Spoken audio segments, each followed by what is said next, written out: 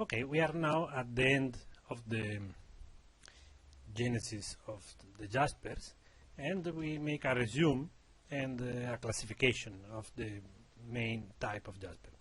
So we start the first video with a classification that we use for a better idea or what we are talking about, and now we want to check again if the classification have reason to exist. So the first classification was made by its precursor. So we see that oceanic jasper have opal from organic organism, amorphous opal, that is the precursor of abyssal jasper and flint. Volcanic jasper derive from the vitrification of volcanic glass. So some fossils are the transformation, a kind of pseudomorphose of organic matter, mainly wood, and chemical jasper are made by precipitation direct from solution. So oceanic jasper, we see that are divided in flint and abyssal jasper. This is a definition that is not usually done because flint and jasper are two different kinds of rock, and of course they are considered rocks because there is more material inside. There is some quartz, there is some pelitic material from river, and most is made of small phyllosilicate, and in both in flint and in abyssal jasper, but in flint also there is some carbonaceous material. So the genesis is the same from opal, amorphous opal, from the atoms and radiolarian, and the only difference is the fact that flint are above the SSD, carbonate compensation depth, so they are mixed with carbonatic material, but under the CCD is impossible to have aragonite or calcite, and these materials are more pure, so there is no contamination. For this reason the beds are more thick and important, and there is not boudinage like in flint. Also in abyssal jasper there is a continuous bed, and there is not the possibility to make boudinage because we have a long sequence of jaspers, but in flint we have only one small bed that is intermixed in between carbonaceous mud that have diagenesis, compactation, and in this process flint suffer boudinage, so it's separate in nodular nodule. So usually we see flint in kind of small bed or lens or a small nodule, and just only in few cases there is chert that is more abundant deposition for resedimentation, or because there is a kind of dye of a big amount of organism all at the same time. But here under the CCD the sequence can be very long, tens or hundreds of meters. Okay, instead in volcanic jasper all depend from glass. Volcanic area are the best place to look for jasper, and in general is the place where more silica is in circulation in the form of colloidal solution, and in the volcanic area it's possible to find also chalcedony, agate, and different kind of opals. So the reason is because there is a lot of circulation of silica also because there is hot water that make more easy to put in solution silica, and because most of the glass is under the form of tuff, ash tuff. So when a pumice is a bubbled glass rise from depth, the vesicle increase, and when they reach the resistance of the glass, they broken the glass. So the result is a very nice, very small shards of glass. And this kind of shard, we speak of 100 millimeter ash, but the shape is with a big surface. So this means that is there a lot of contact with water because of a big surface of the particle, and it's very easy to enter in solution, to be dissolved. So all the ash stuff that are present in volcanic area are a very good source of silica in circulation. The three kind of volcanic jasper depend on the distance from the vent, so of the temperature. So stratiform jasper are an alteration of the tuff in cold situation far from the volcano, but massive jasper are more induced by fumarole activity and by temperature. So they are more thick deposit and are more near to the vent of the volcano.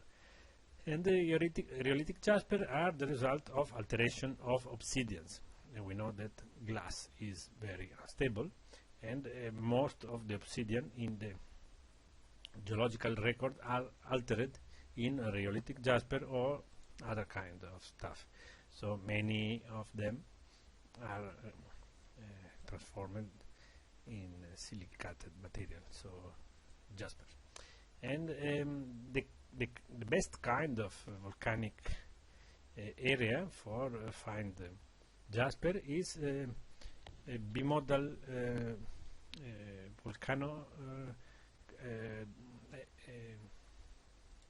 volcanic complex. Bimodal means that is made of andesite, that is black and basic, and rhyolite, that is white and acid lava.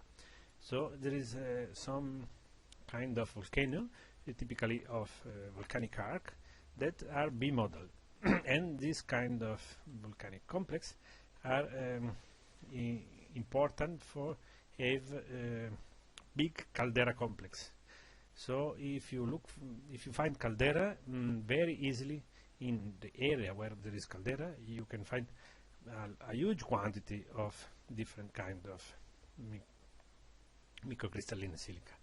So a typical caldera is between 6, 8 to 10, 15 kilometer diameter, and all inside and around we can have a field of alteration that can be around 50 and 100 kilometer diameter, the area of strong silicization and abundant silica in solution.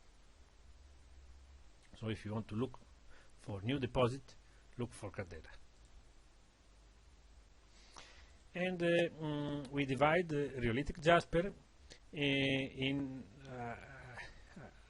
two special kind of material that are orbicular jasper and tandreg.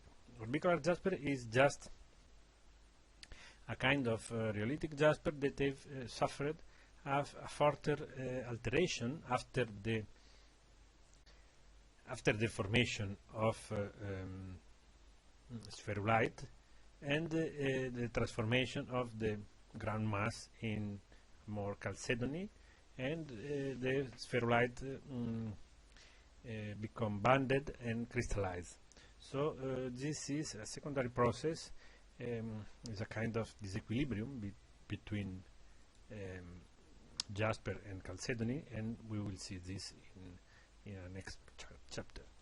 So orbicular jasper is just few deposits in the world, maybe 3 or 4, and that are really orbicular, and most of rhyolitic jasper have this appearance.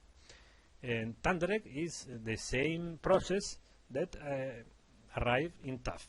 So not in obsidian, but in tuff. The fact is that spherulite can coalesce together, can be sticked one to the other. So you can see in this nodule many spherulite are composing the outer core of this tandereg. So the fracture after is filled by agate.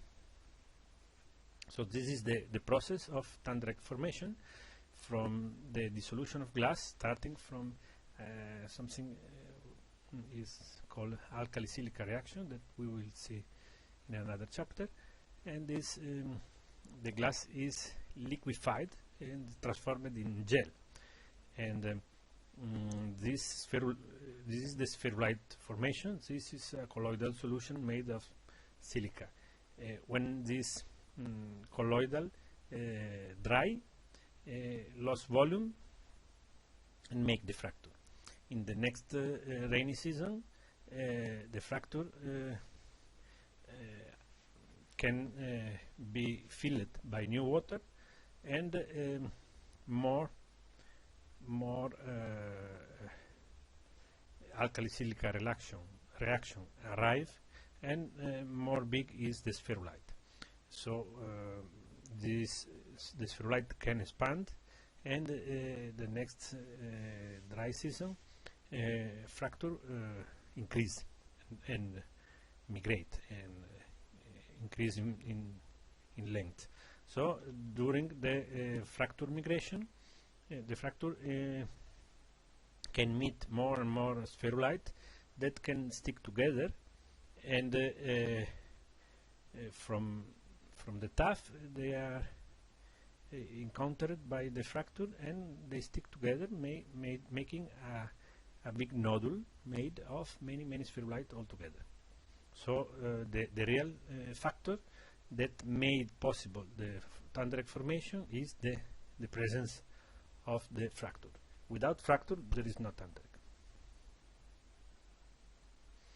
Okay, another kind of fossil is on fossil, but typically the jasper fossil is petrified wood. Petrified wood is a real jasper made by a process called permineralization, where the silica enter inside all the cells of the wood, and all the microstructure of the wood are replaced. Permineralization is very similar to a process called plastination, and this is made by man, is forcing a polymer to enter in the water of a cell, a human cell or some animal, and the cell are filled with a polymer. When the polymer would be hardened by UV ray, by hot temperature, or by some catalyst, it not crystallize. This is the reason for the preservation. If we put in the wood cell a solution with, for example, salt, or another solution with some material that can crystallize, when crystals start to grow, will break the cell structure. So the way to preserve the cell structure is not crystallize. Without crystallization, we can have that the transformation from a colloidal solution to a hard material is without change in volume and change in structure, only hardening. And this is what is possible to do with polymer, and this very big proof to that point to the jasper as a polymer. So the permeabilization preserves all the structure of the wood. And another kind of replacement is above calcite or aragonite of many fossils like stromatolite or corals, but this is really a replacement. That means it's a kind of pseudomorphosis. But in the case of wood is permeabilization. Then we see the chemical jasper that are basically made lamina by lamina, and we see that lamina is probably a kind of varve, that means is a annual deposit. So if we fill a cavity with water, the silica that is inside the water is deposited as a flat lamina. This lamina is a basic structure of all chemical jasper, and is probably the deposition of 1 year. So many lamina fill the nodule. But after the formation of the filling, there is some secondary phenomena that give a structure, a pattern more commonly used in lapidary, that is orbit jasper or Brett-Jades jasper. So we will see that these two structures are made by secondary phenomena on chemical jasper that originally have this laminated structure. Jasper gate are in between jasper and agate formation in condition where both are stable. So we have not like in typical jasper that lamination is horizontal banded, but the colloidal solution is more sticky, more dense, so is near the limit of a gel, and stick on the wall cavity and also on the top, and then drip from the top. So we have stalactite and the position at the base, but it's not so fluid to make plant bedding like this case, so the bedding is more undulated. So we are in the same nodule where both chalcedony and jasper are stable. So this is the formation of orbs after jasper have filled a cavity. The material can be muddy or more or less hard, and can absorb water until all the material is wet. But if water enters from all this, the side very slowly, some hair would be trapped in the middle, and the water cannot reach the center of the nodule and leave an area that is dry. At the boundary between dry and wet, there is polymerization and hardening of the jasper. So next year, when we have a new input of water, the bubble of air is trapped beside the first, because cannot enter in the first one. So we make a second orbs, and so on. Every year we make a circle. So this is the step that give to the formation of an orbit jasper. Cavity is filled by water that leave lamina and lamina, and during dry season we have loss of volume and the formation of desiccation cracks. So at the filling of the nodule we have some secondary phenomena as convolution because of the load of the lot of Jasper inside of the nodule, and the deformation of the orb, that is a very late phenomenon. The genesis of Brecciated Jasper is quite different, and is a kind of disease of the Jasper. So if we have a dissolution of the Jasper because of new input of water and solution, this is where water can arrive, can enter in the Jasper. So is along fracture and along joint between laminas. But if the chemical situation is changed, it's possible that when after the dissolution of the Jasper, when the colloidal solution deposit again material, it deposit chalcedonate instead of Jasper. So there is a substitution along and the major joints of porosity. There is substitution of Jasper with chalcedony. So the crack is not a real crack, but is a dissolution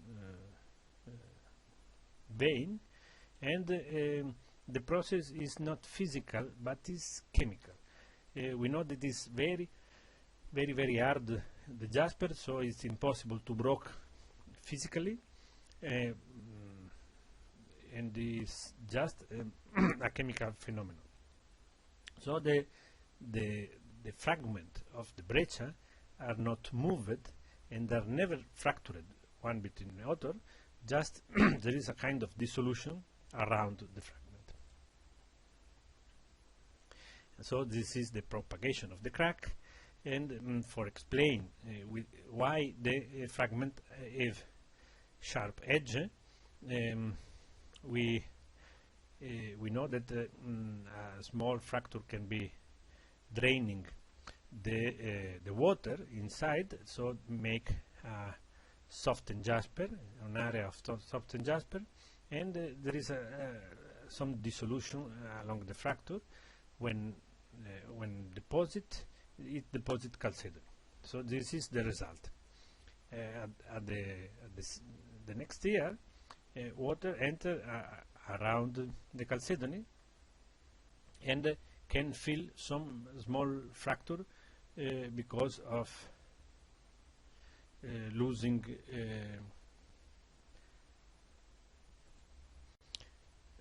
water, and make some crack. So this crack, when there is new loss of volume because of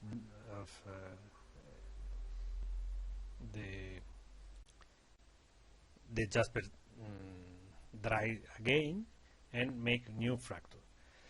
So the new fracture are perpendicular to the first fracture. So this continue in a fractal way, and every time we have a fracture, we fill it with new chalcedony. So we never dissolve near the edge, but the dissolution arrive along the fracture. So this is the reason, because we can have sharp edge classed inside the Brecciated Jasper.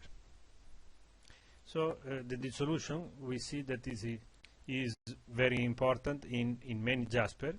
We see we can find Brecciated chemical Jasper like this one, but we can find a replacement also in petrified wood and in abyssal Jasper, where in both cases there is no movement of fragment, but just infilling of new material, that is in this case chalcedony.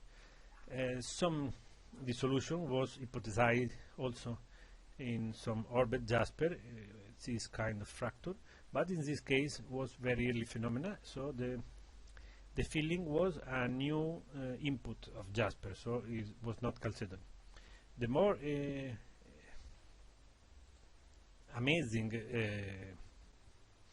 example of dissolution is in tandereg. We can see from many samples that the space occupied by agate is too much if we think that the space is due only by fracture. So we see that the triangle of the Jasper, that if we put all together, there is a lack of space, lack of volume, and also the points of this triangle are dissolved. So we hypothesize that here there is a strong dissolution of Jasper and a new deposition of chalcedony in form of agate. So the best example of dissolution is coconut geode that are not like Brazilian geode that are inside a basaltic amygdal, that are vesicle in lava, but they are found in tuff, and they are actually dissolved tandereg. So the jasper that make the tandereg is completely dissolved, and just the round cavity remain, and this cavity can be filled by quartz, by new agate, by new jasper, depending on the place in the deposit. But the genesis is not like the Brazilian one, because the tuff cannot have vesicle inside. So this is a clear example of dissolution of jasper. And this is a jaspagate. We can see in the same nodule the formation of jasper dripping from the top. So we say that the colloidal solution of the jasper is more sticky, more dense, don't make very flat banding, but more undulated and stick on the wall. But from the wall it's drip down. So we can see here from the base a clear jasper portion, a phase of transition where the jasper is a kind of moss, it looks like a moss agate, and then there is a clear chalcedony. So this sequence is a sequence representing the passage from a jasper to a chalcedony, and this happens in few millimeters in the same nodule. So there is a clear transition due probably to the changing of pH from the condition where is stable jasper to a condition where is stable chalcedony. So here we have three samples, one of jasper where the flat banding is present, flat lamination is present, with few stalactites that represent the beginning of the colloidal solution to stick on the wall of the cavity. This is a jaspagate where the lamina are more undulated, so the solution is more dense, more sticky. And in the case of agate, this is clearly sticked on the wall, like all the agate, with concentric band and all the structure that demonstrates that chalcedony is more jelly, more dense, more sticky. So it stick to the complete round of the wall cavity. But the dripping from the top form moss agate at the base. So these moss are very similar to the falling of this kind of jasper here and the real jasper here. So we have a passage not so different from a real jasper to a jaspagate to a real agate. And this is three examples of more or less the same condition. So now we can have the same classification that we see before, but more finely, more politely structured in a nice table. But this is all the Jasper we study in this short course.